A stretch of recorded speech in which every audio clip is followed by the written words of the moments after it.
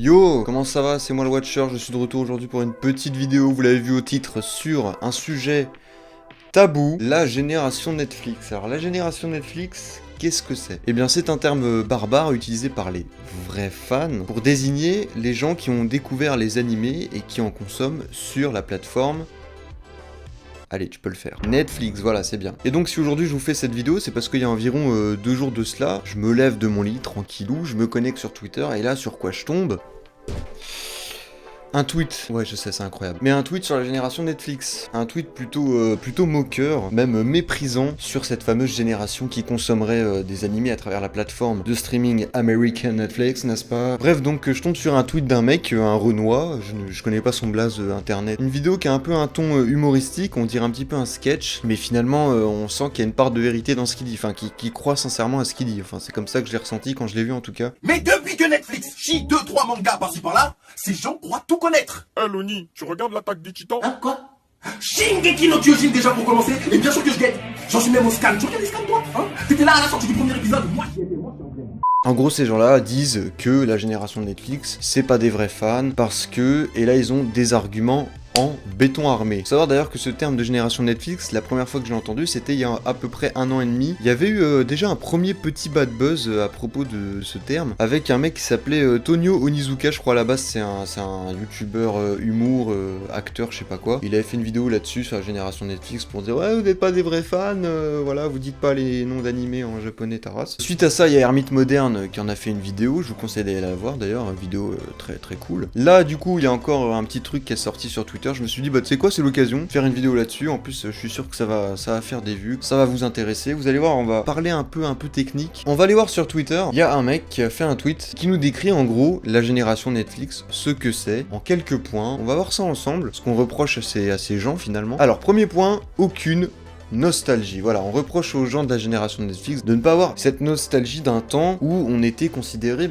comme des terroristes. Hein. Il faut voir à l'époque, même il y a juste 10 ans en arrière, il faut voir comment à la télé on parlait des gens qui consommaient des mangas et des animés. Les mangas, c'est quand même ça. C'est une violence incroyable, et 3 mots de vocabulaire, c'est ça, c'est quand même les dialogues. Ce ne sont pas des mots. C'est les dialogues, ça. On était des malades mentaux, vraiment fallait nous interner. Ça malheureusement ils n'ont pas connu. Quand ils parlent de nostalgie aussi, ils doivent parler de cette époque absolument incroyable où on avait le droit qu'à quelques licences diffusées à la télé. C'était pas de la vidéo à la demande, hein, forcément. On devait être devant notre télévision à telle heure pour regarder notre épisode. Sinon on était baisés tout simplement. Ça c'est un peu dommage qu'ils aient pas cette nostalgie finalement. Des VF absolument horribles, des animés censurés, hein, charcutés, remontés. Malheureusement ces gens-là n'ont pas connu ça. Bon moi non plus, mais j'aurais bien voulu connaître ça. Tu devais bien galérer pour regarder ton animé, mais tu devais kiffer quoi. Tu devais te dire ah là, je suis un vrai fan, je galère ma race pour voir des animés, là j'aime ma passion, là je la dévore, à pleines dents. La majorité ont commencé à NCER pour suivre la mode. Bah je ne peux pas vérifier ces dires, parce que bon moi ça fait un bail que je suis plus au collège et au lycée forcément, peut-être qu'il y a réellement eu une mode. Je donne la parole à mes viewers, prononcez-vous, dites-moi si vous êtes lycéen, collégien, si effectivement il y a des gens que vous vous êtes rendu compte qui se sont mis aux animés parce que c'était accessible sur Netflix et qu'ils voulaient être dans les groupes, tu vois, parler d'animés avec leurs potes, pour suivre la mode des animés. Bon, j'ai envie de dire, quel est le souci? Commencer la cigarette pour suivre un effet de mode, c'est un QI négatif. Commencer les animés pour suivre un effet de mode, quelque part, on s'en bat les couilles. Je veux dire, si les gens continuent de regarder des animés après avoir commencé parce qu'ils voulaient suivre la mode, c'est que forcément ils aiment, tu vois, et c'est que forcément ils se sont imprégnés de cette culture, qu'ils la kiffent, qu'ils veulent en découvrir plus, etc. Discuter avec plein d'autres gens, donc tout bénef, les gens ils font ce qu'ils veulent. Puis bon, ils ont commencé pour la mode, bon, je pense pas que ça fait mouiller des meufs de savoir que Jean-Edouard regarde des animés sur Netflix, tu vois. Mais bref, peut-être, la plupart regardent les animés en VF, oh là là, quelle audace, quelle audace. Écoute mon cher ami, il faut savoir que la VF, c'est très cool, il y a de très bonnes VF que tu loupes, mon cher Yanis. Tu passes à côté d'une VF excellente de Gurren Lagann, tu passes à côté d'une VF excellente de Samurai Champloo et de Cowboy Bebop, d'une VF excellente de GTO, tu as la VF d'Evangelion qui a été refaite pour la sortie de l'animé sur Netflix qui est excellente, c'est dommage de t'en priver. En plus de ça, sache que soutenir la VF, c'est être un vrai fan d'animé. En effet, on peut financer des VF avec internet, comme récemment avec l'animé, enfin le film d'animation, pardon, de Hiroyuki Imaishi et du studio Trigger, Promare, qui, pour bénéficier d'une VF, a été financé par les fans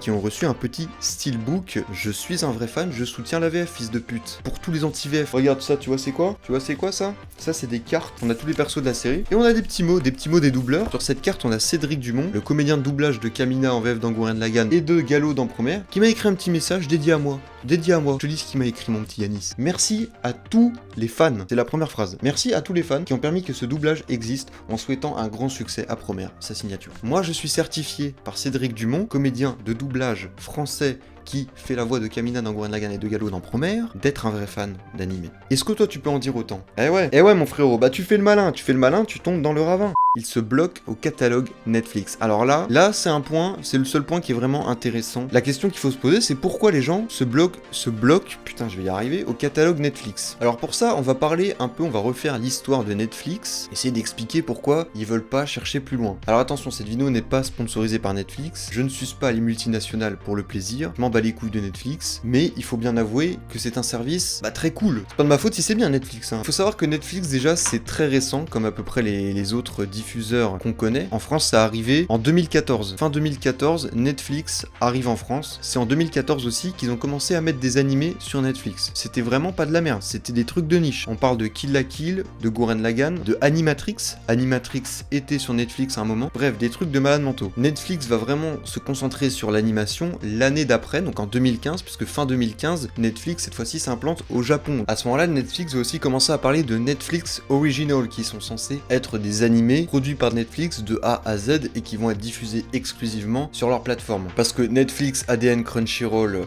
Wakanim, ce sont des diffuseurs. C'est-à-dire qu'ils vont signer un contrat de licence avec un ayant droit pour avoir le droit de l'exploiter et de la diffuser, mais ils sont pas propriétaires des licences. C'est pour ça qu'à un moment donné, ça expire et ça se barre du catalogue et il faut renouveler. Et parmi toutes ces licences qui vont choper à droite à gauche comme ça, comme des Pokémon, il y a des licences dites exclusives. On peut noter par exemple pour Crunchyroll, je crois Dr. Stone. Dr. Stone c'est une licence exclusive Crunchyroll. Wakanim, ils ont Demon Slayer et SNK, même si SNK la saison 1 et 2 sont disponibles sur Netflix maintenant, donc après les contrats de licence, moi je les connais pas, mais peut-être ça a expiré pour ces 2 premières saisons. ADN, ils ont My Hero Academia, et Netflix, ils ont Devilman Crybaby, Japan Things récemment, Be the Beginning, Cannon Buster, etc.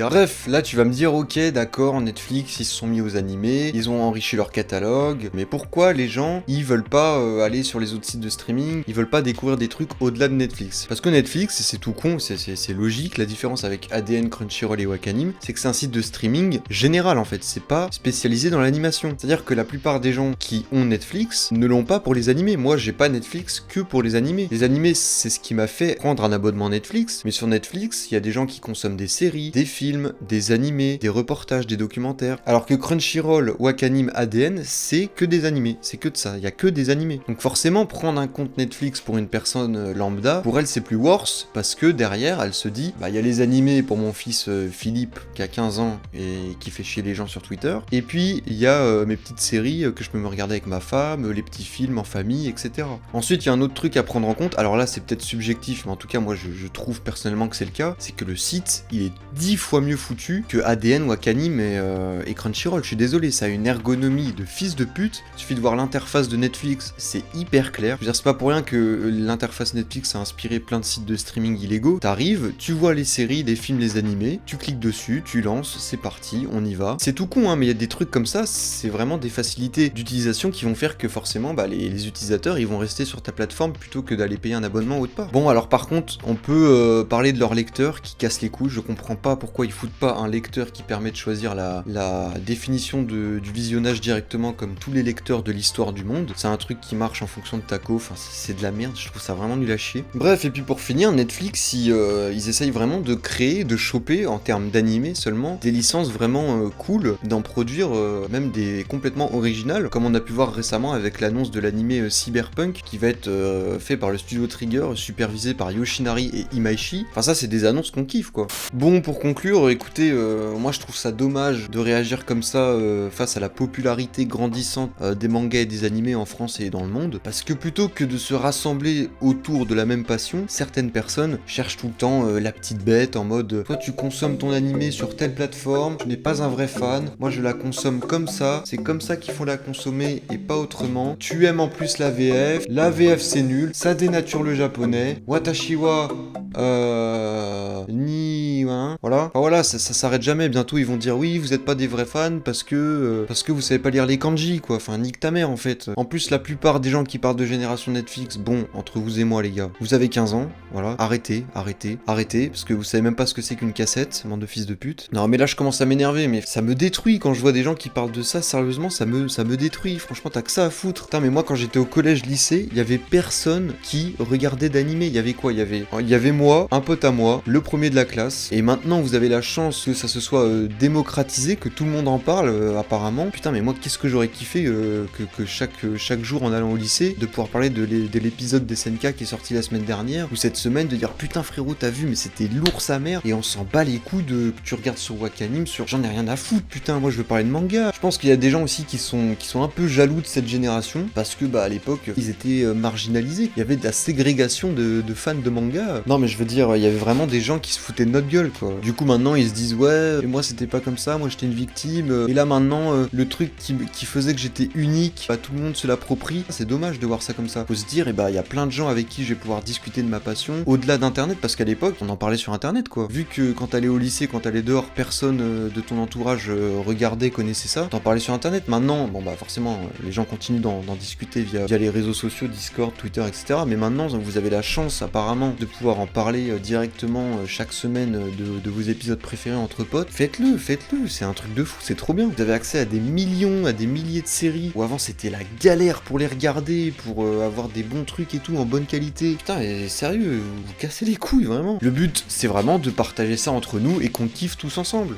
C'est pas de rester chacun dans son coin, non, ne regarde pas mon animé, c'est le mien, frérot, oh, grandis, faut grandir les gens. Bref, je pense avoir fait un grand tour de ce petit sujet de la génération Netflix, j'espère que cette vidéo vous aura plu. Sur ce, je vous dis à une prochaine fois, c'était le Random Watcher, partagez vos passions, surtout l'animation, partagez ma chaîne aussi, c'est très important, lâchez des likes, abonnez-vous, c'était le Watcher, prenez soin de vous, à une prochaine fois, des bisous, génération Netflix, en force.